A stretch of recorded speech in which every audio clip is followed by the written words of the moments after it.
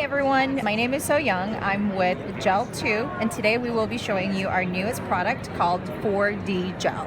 We will start off with a dry manicure. We're going to push back the cuticles. Prep work is extremely important in any type of enhancements. I'm going to take a little mini buffer, just take the shine off. It's very gentle. Take a dry wipe, take all the dust off. The next step is using a Band-Aid to help with the adhesion. For those customers who are prone to lifting, you can definitely use the non-acid primer. So now I'm going to show you our 4D gel. We have over 20 different colors in our current collection.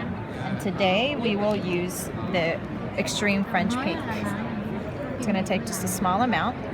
This is the part you will have to practice to get down, is trying to determine how much product you're going to use per nail. And I'm going to take a small brush. It's like a size 6 brush. You want a brush that's a little firm, on the firm side. This is called a sculpting solution, which I'm going to use to sculpt our 4D gel nails. Just patting, just gently pushing back. And the wonderful thing is also, if you wanted to, you can build on top of it as well. Like if you're doing an extended nail bed and wanted to create a curvature.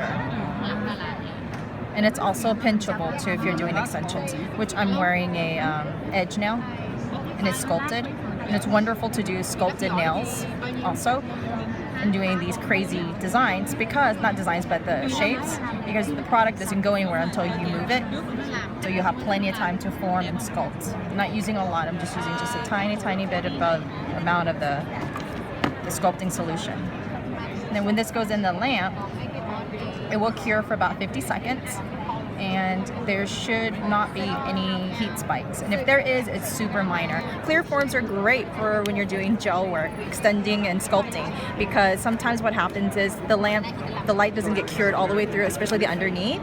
So then you have to pull it out, pull the form out, and then cure underneath the underside. But with this, it'll cure it all the way through because it is clear. With our 4D gel, you're able to sculpt with it as well. And you have plenty of time to play and mold to the desired shape and look that you like. And now that this is out of the lamp,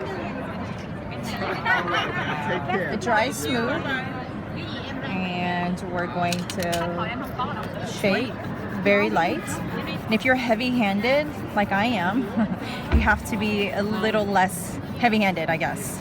It doesn't take a lot of pressure when you're filing, so it's very gentle filing. This is a 240 grit, and then we're just refining. I'm going to take a 180 grit buffer,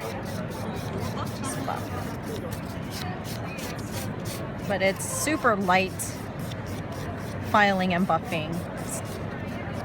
It's not like you would buff acrylic or the hard gel. So then at this point, what I'm going to do is I'm going to apply a clear top coat. Or if you want, you can use any of our Gel2 colors. So you can either use one of the colors of the 4D gel, or you can apply one of the Gel2 gels on top. Yes. We will cure our top coat for 50 seconds. I'm taking the tacky layer off with an alcohol wipe. There you go. This is a demo of Gel2's 4D gel, which does not contain HEMA, and also this is soakable.